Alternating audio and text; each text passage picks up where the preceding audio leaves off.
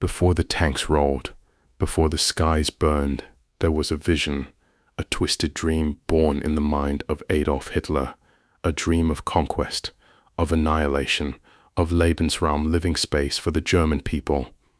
In his manifesto, Mein Kampf, Hitler had already declared his intentions.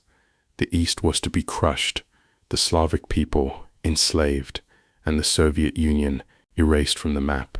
But first, Europe had to fall. Poland, France, the Low Countries, each toppled like dominoes under the fury of Blitzkrieg. By mid-1940, Hitler stood triumphant, but his gaze was fixed on Moscow. His generals warned him the Soviet Union was vast, its winters brutal, its people resilient, but Hitler believed in speed, in surprise, in the myth of German invincibility. Operation Barbarossa was born, named after Frederick Barbarossa, the medieval emperor who dreamed of empire. It would be the largest invasion in human history. 3 million men, thousands of tanks, hundreds of aircraft, a war of annihilation. The plan was simple: strike fast, capture Leningrad, Moscow, and Kiev, crush the Red Army before it could regroup. But Stalin was not idle. Despite the Nazi-Soviet pact, Stalin knew war was coming. He fortified borders, built defenses, but he hesitated, ignored warnings, and when the attack came, it was devastating. June 22nd, 1941, at 3:15 a.m., the silence shattered. German bombers roared across the sky, artillery thundered, and the Eastern Front was born. In the first hours, chaos reigned. Soviet airfields were obliterated, communication lines severed, entire divisions vanished, but the Soviets did not collapse. From the ashes, resistance grew. Civilians took up arms, factories moved east, and the Red Army began to adapt. Hitler had unleashed a monster, a war unlike any other, a war of ideology, of extermination. And as the summer sun blazed, the seeds of German defeat were already sown. The invasion had begun. From the Baltic Sea in the north to the Black Sea in the south, the German war machine surged forward. 3 massive army groups, north, center, and south, each with a deadly mission. Their goal, to crush the Soviet Union in a matter of weeks. Army Group North stormed toward Leningrad. Army Group Center, the most powerful, drove straight for Moscow, and Army Group South, supported by Romanian and Hungarian forces, pushed into Ukraine. It was a storm of steel and fire. The Red Army was unprepared. Many soldiers lacked proper weapons. Airfields were destroyed before planes could take off. Entire divisions were encircled and annihilated. In just 3 weeks, the Germans had advanced over 600 kilometers. Cities fell like dominoes. Cities fell like dominoes. Minsk, Smolensk, and hundreds of villages in between. The Soviet front was collapsing, but the cost was high. The roads were poor, the supply lines stretched thin, and the Soviet resistance, though disorganized, was fierce. In Ukraine, the Battle of Uman saw over 100,000 Soviet troops captured. In the north, the siege of Leningrad began, a siege that would last 900 days, and in the center, the Germans approached the gates of Moscow. But something was wrong. The Blitzkrieg was slowing, the Red Army was learning, and the weather was changing. Hitler grew impatient. He diverted forces from Moscow to Ukraine, seeking oil and glory. It was a fatal mistake. The delay would cost him dearly.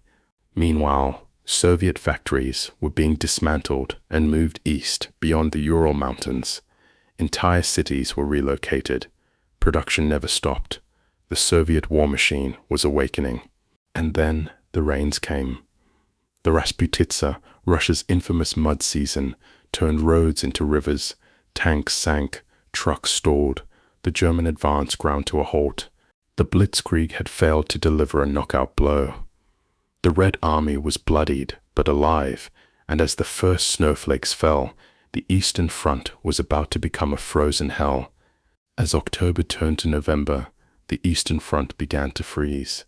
The Rasputitsa had already slowed the German advance, but now the snow came, and with it a new enemy, one the Wehrmacht could not defeat. German uniforms were not built for this. Thin coats, no winter boots, frostbite spread faster than bullets. Men froze in their sleep, engines stalled, weapons jammed. The Red Army, meanwhile, adapted. Soviet troops wore fur-lined coats. They used skis, sleds, and camouflage, and they knew the terrain. They had fought in this cold before. In Moscow, the temperature dropped to -30 Celsius. German tanks became useless. Fuel froze, artillery cracked, and the Soviet counterattack began. General Zhukov led the charge. Fresh Siberian divisions, trained in Arctic warfare, struck with precision. The Germans were pushed back. For the first time, Hitler's forces retreated. Hitler refused to allow withdrawal. He ordered his men to hold their ground, no matter the cost. Entire divisions were wiped out. The Eastern Front became a graveyard. But the Soviets did not stop. They reclaimed villages, destroyed supply lines, and captured thousands of German troops. By January 1942, the German advance had collapsed. Operation Barbarossa had failed. The myth of Nazi invincibility was shattered. The cost was staggering. Over 775,000 German casualties. Millions of Soviet lives lost, and the war was far from over. But one thing was clear. The Russian winter had done what bullets could not. It had broken the back of the German war machine, and from the snow rose a Soviet fury that would not be stopped. By early 1942, the dream of a quick victory had died. Operation Barbarossa, once hailed as Hitler's masterstroke, was now a bleeding wound. The Wehrmacht was exhausted. The Red Army, reborn. The Soviets had learned. They adapted their tactics. They fortified their cities, and they struck back hard. German supply lines were ambushed, railroads sabotaged, entire divisions encircled. In the spring, Hitler launched new offensives. He wanted oil. He needed it. The target, the Caucasus. But again, he split his forces, and again, he underestimated the Soviets. By the end of 1942, the Germans were overextended. Their lines were thin, their morale broken, and in the city of Stalingrad, the tide would turn forever. Operation Barbarossa had failed. It failed not just because of winter, but because of arrogance, because of flawed strategy, because Hitler believed the Soviets were inferior. He was wrong. The cost was unimaginable. Over 5 million Soviet casualties, more than 800,000 German losses, entire cities destroyed, millions displaced, and the war had only just begun. But from the ashes of Barbarossa, a new Soviet war machine emerged, stronger, faster, relentless, and it would not stop until Berlin. Operation Barbarossa was Hitler's greatest gamble, and it became his greatest mistake, a mistake that would cost him the war and change the course of history forever.